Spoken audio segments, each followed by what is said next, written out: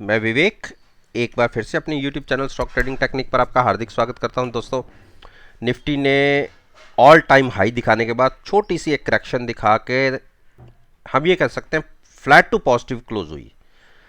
लेकिन मेरी परफॉर्मेंस कैसी रही वो तो आप नीचे डिस्क्रिप्शन बॉक्स में लिंक है, उस वीडियो को देखिए और फ्राइडे के सेशन को कंपेयर कर लीजिएगा।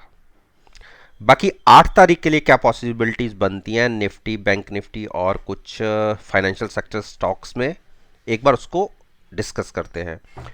जैसे कि निफ्टी 50 का मैंने चार्ट स्क्रीन के ऊपर लगाया है और आप देखिए वी शेप रिकवरी। पिछले अगर हम 15 दिन की बात करें तो एक हफ्ता हमने तकरीबन गिरावट दिखाई और अगले 4-5 दिन हमने एक अच्छी बाउंस दिखाया और हम ये कह सकते हैं पिछली गिरावट को भी ख़त्म करते हुए हम ऑल टाइम हाई पर पहुंच गए। जैसे कि मैंने अपनी पिछली 2 वीडियोस में भी बोला था कि पहले मैंने 14,300 की पुट बाय कराई और वहाँ से लॉन्ग करवाया और उसके बाद 600 की पुट बाय करवाई और वहाँ से लॉन्ग करवाया और दोनों ट्रेड्स के अंदर बहुत बड़ा अच्छा प्रॉफिट देखने को मिला। और उससे पहले मैंने यहाँ पर 14,600 की कॉल बाय करवा के फ्यूचर सेल करवाया था और इसमें कितना बढ़िया हमें यहाँ पे भी प्रॉफिट जनरेट हुआ था। तो अब हम फिर से हाई के आसपास आ गए हैं। देखिए, अगर फ्यूचर्स की बात करें तो जो फ्यूचर्स क्लोज हुआ है 15,008 के ऊपर और मेरा मानना है कि ये जो मेरी ट्रेंड लाइन है इसके ऊपर निफ्टी नहीं जाएगी और ये प्राइस बनता है 15160। मैं खुद अगर मेरा अपना ओपिनियन मानेंगे मैं तो 15,000 के ऊपर ही एक ट्रेड लेना पसंद करूंगा, लेकिन कल की हम ओपनिंग जरूर एक बार देख लेंगे। ऊपर खुलेगा 15,100 के आसपास अगर निफ्टी गया, पहले यहां मैं 15,000 की बात कर रहा था, अब मैं 15,100, यहां पर तो शॉर्ट कॉल बाय करके मैं फ्यूचर सेल करूंगा क्योंकि मुझे नहीं लगता कि ये ट्रेंड लाइन मेरी ब्रेक होगी। अगर पीछे भी आप देखें तो ये ट्रेंड लाइन मेरी ब्रेक नहीं हो रही। तो 15,100 के आसपास कॉल बाय करके फ्यूचर सेल करने की एक स्ट्रेटजी लूंगा क्योंकि अब यहां से लॉन्ग में जाना ज़्यादा से ज़्यादा 50-60 पॉइंट और ऊपर, लेकिन वहां से अगर गिरावट देखने को मिली तो हम ये 9 डेज मूविंग एवरेज तक गिर सकते हैं, जो प्राइस बनेगा तकरीबन 14,550 के आसपास तक का। इस ट्रेड को हम लेना चाहेंगे यहां पर जाकर। अब बात करते हैं बैंक निफ्टी। देखिए, बैंक निफ्टी में मैंने यहां से अपनी जो पुट बाय करके 33,900 की पुट बाय करके मैंने फ्यूचर शॉर्ट करवाया था। तो एक टाइम पर तो हमें अगर फ्यूचर्स में देखें तो बहुत अच्छा बड़ा नुकसान था, लेकिन उसके साथ साथ वो सारा कॉल ने भरपाई कर दी। इसीलिए मैं कहता हूं कि हेजिंग के साथ ही हमें कोई भी पोजीशन लेनी है और जितना हमें कॉल के अंदर प्रॉफिट आया, अच्छा बड़ा प्रॉफिट हमें जनरेट हुआ और उस प्रॉफिट को हमने यहां पे शिफ्ट किया, यानी कॉल का प्रॉफिट हमने ले लिया और अपनी कॉल को ऊपर शिफ्ट कर दिया। पॉसिबिलिटी कैसे हमने खोली कि यहां से जितनी बड़ी नीचे की गिरावट होगी वो सारा एडिशनल हमारा प्रॉफिट होगा और पोजीशन हमारी हैज है, ऊपर हमें लिमिटेड नुकसान होगा जो फ्यूचर्स में आ भी रहा है। लेकिन अगर यहां से बड़ी गिरावट और मिल गई तो ये सारा प्रॉफिट हमें और एडिशनल मिल जाएगा। और देखिए, इंट्राडे में जो 36,700 के आसपास बैंक निफ्टी गई और वहां से एक बड़ी करेक्शन और लोअर साइड पर तकरीबन 1000 पॉइंट्स हमने वहां से खो दिए। तो ऐसा ही एक ट्रेड और मैं ढूंढ रहा हूं। तो अगर हम यहां तक गिरे तो हम बहुत अच्छे बड़े प्रॉफिट में आ जाएंगे क्योंकि बैंक निफ्टी एक बहुत बड़ी रैली दिखा चुकी है। तो थोड़ा बहुत करेक्शन बनता भी है। उसका रीज़न क्या है, RSI 75 के आसपास ट्रेड कर रही है, तो एक करेक्शन बनता है और उसी करेक्शन के लिए हमने ट्रेड लिया है। बाकी ट्रेंड पॉजिटिव है बैंक निफ्टी का, मैं उससे बिल्कुल इनकार नहीं करता। बुलिश क्रॉसओवर भी है। मैं केवल और केवल 2000 पॉइंट्स के लिए एक वेट कर रहा हूं कि वो गिरावट हमें मिले और हम बड़े प्रॉफिट से निकले। बाकी फ्रेश किसी को अगर ट्रेड लेना है, जिनकी फ्रेश एंट्री हो, वो अगर लॉन्ग साइड पर ट्रेड लें तो ज़्यादा अच्छा होगा। लेकिन ये जो कैंडल फॉर्मेशन बना है, ये एक हाईली बेरिश फॉर्मेशन है। एक बेरिश, आप ये देखिए, हैमर क्रिएट हुआ है, जहां खुले वहीं पर क्लोज हुए, लेकिन इंट्राडे में हमने 1000 पॉइंट्स को खो दिया। तो मेरा एक चीज माननी है कि जब हमने इतनी बड़ी रैली देख ली है, फ्रेश जो कोई बाइंग करना भी चाहता है, ट्रेंड पॉजिटिव है, लेकिन वेट कर ले। अगर इस ट्रेंड लाइन के आसपास हम आते हैं, और उसके बाद देखिए कितनी बड़ी स्पोर्ट्स है, दो, एक ये स्पोर्ट है, एक ये स्पोर्ट है, तो यहां पर आप बाइंग करिए। और ये प्राइस बनता है तकरीबन तकरीबन 34,200 के आसपास। तो एक और गिरावट अगर मिल जाती है, मैं तो प्रॉफिट में आ जाऊंगा, लेकिन यहां से आप फिर एक लॉन्ग के लिए हैजिंग के साथ ट्रेड ले सकते हैं। तब तक वेट एंड वॉच की स्ट्रेटजी रखिए। अब बात करते हैं रिलायंस। देखिए, रिलायंस ने नीचे से तो बहुत अच्छा प्रॉफिट जनरेट कर दिया था, जिनको मैंने 1850 की पुट बाय करा के लॉन्ग कराया था, और उनको बोला जाता है कि यहाँ पे एक बार आप एग्जिट कर लीजिए, और फर्दर कोई पोजीशन किसी ने क्रिएट करनी है तो वो लॉन्ग साइड पर 1980 के ऊपर ही लें।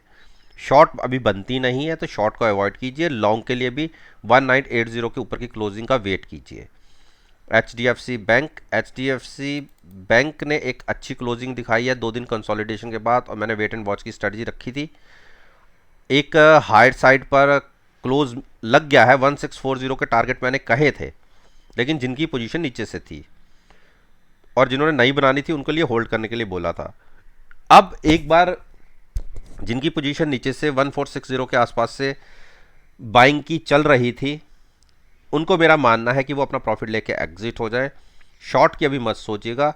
शॉर्ट के लिए हमें एक मूव 1640 तक आने दीजिए, और वहाँ आरएसआई भी 75 के आसपास हो जाएगी, तो वहाँ पे हम शॉर्ट पोजीशन हेजिंग के साथ बनाएंगे, लेकिन अभी नहीं बनानी। और लॉन्ग्स जिनको अच्छे प्रॉफिट पे बैठे हुए हैं वो एग्जिट होकर निकल जाए। इंडस बैंक देखिए 1070 के ऊपर हमें क्लोजिंग नहीं मिल पा रही, और ये टारगेट मेरे 2 दिन अचीव हुए, लेकिन क्लोजिंग नहीं मिली, तो अभी लॉन्ग नहीं करना, शॉर्ट अभी नहीं करना, क्योंकि बुलिश क्रॉस ओवर है। अपनी सभी मूविंग एवरेज के ऊपर क्लोजिंग मिल रही है, तो इस के बीच में आप थोड़ा सा अवॉइड कीजिए। अगर प्राइस किसी कारणवश 970 के आसपास आ जाता है तो आप वहां पे पुट बाय करके 9 लॉन्ग्स पे बैठ सकते हैं, लेकिन इतने, क्योंकि अभी हमारी क्लोजिंग तकरीबन 1080 के आसपास है, तो यहां से लॉन्ग अभी अवॉइड कीजिए। यहां पर आप लॉन्ग्स लीजिए, और इसके ऊपर क्लोजिंग मिलती है तो फिर आप हैजिंग के साथ लॉन्ग लीजिए। ये कंसोलिडेशन फेज है। एच डी एफ सी ने देखिए फिर ऊपर क्लोजिंग दिखाई, और मैंने यहाँ कहा था कि आप यहाँ पर, आप अगर दिखे कि आपको थक रहा है स्टॉक, आप यहाँ पर 2750 की कॉल बाय करके फ्यूचर सेल कर सकते हैं। और अगर करा होता तो देखिए नीचे तक के ट्रेड भी आपको 2700 तक के दिखने को मिलते हैं, लेकिन फिर क्योंकि ये अपसाइड पर, और देखिए यही ट्रेंड लाइन को ऊपर निकलने में मुश्किल हो रही है, स्टॉक को क्लोजिंग नहीं मिल पा रही।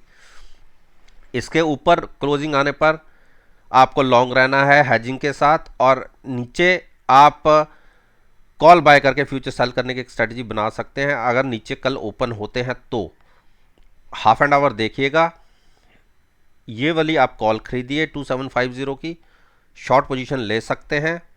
टारगेट होगा 2650 के आसपास का।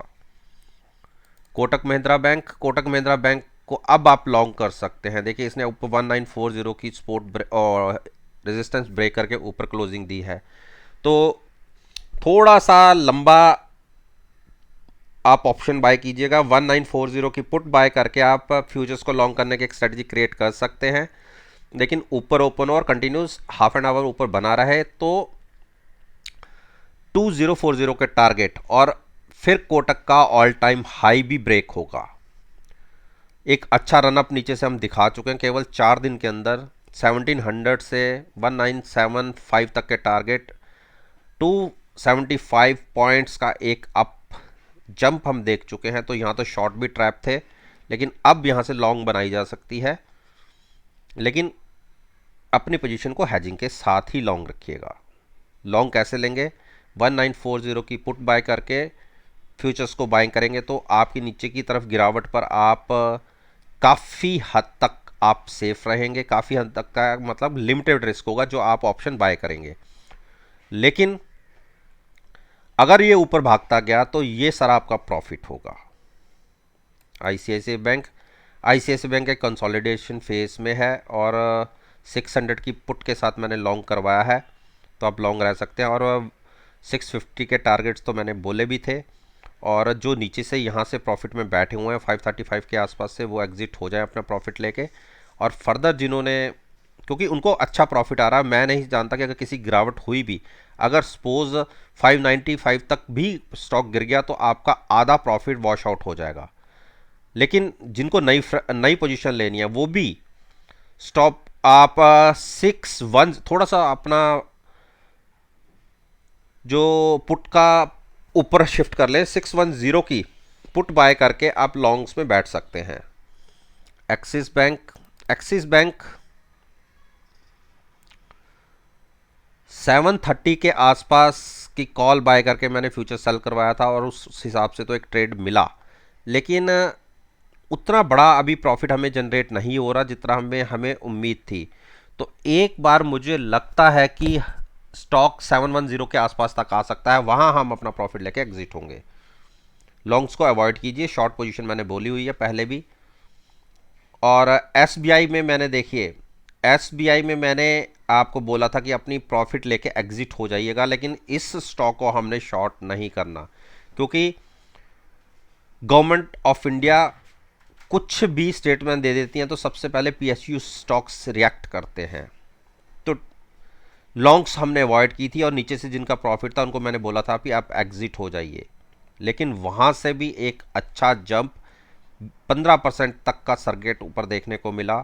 हाई से जरूर करेक्शन मिली है, लेकिन शॉर्ट्स में ट्रैप होने से आप बच गए। हाँ, प्रॉफिट भी निकल गया जिनको मैंने कटवा दी पोजीशन।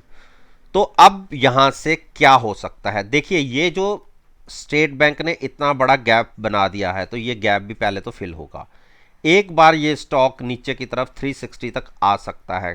क्लोजिंग मिली है 394 की, यानी यहाँ से 35 पॉइंट्स का ये गैप जो फिल होना अभी बाकी है। गैप को आप मान लीजिए 386 और नीचे 360, तो 25 to 26 पॉइंट का एक गैप है, ये फिल होना बाकी है। तो हो सकता है कि पहले स्टेट बैंक यहां तक नीचे आए और फिर एक जर्नी ऊपर की शुरू करे।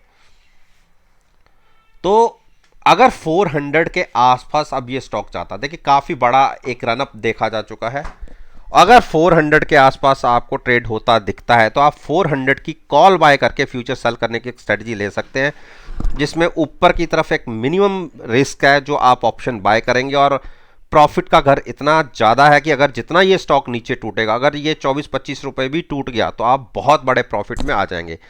लेकिन खुलते ही कोई ट्रेड नहीं लेना, जब तक स्टॉक 400 के आसपास ट्रेड ना करना शुरू करे तब तक कोई शॉर्ट पोजीशन नहीं बनानी है और 400 की कॉल बाय करनी है और फ्यूचर सेल करना है, मिनिमम रिस्क और मैक्सिमम रिवॉर्ड की स्ट्रेटजी के साथ।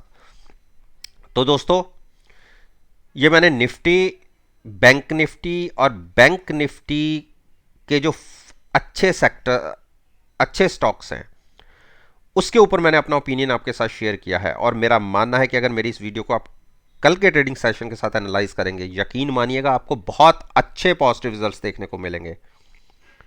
वीडियो अच्छी लगी हो तो लाइक जरूर कीजिएगा, शेयर कीजिए और मेरे यूट्यूब चैनल को सब्सक्राइब करना मत भूलिएगा। इस बात के साथ मैं आपसे विदा लेता हूं और एक नई वीडियो के साथ फिर से आपके सामने आऊंगा। तब तक के लिए धन्यवाद।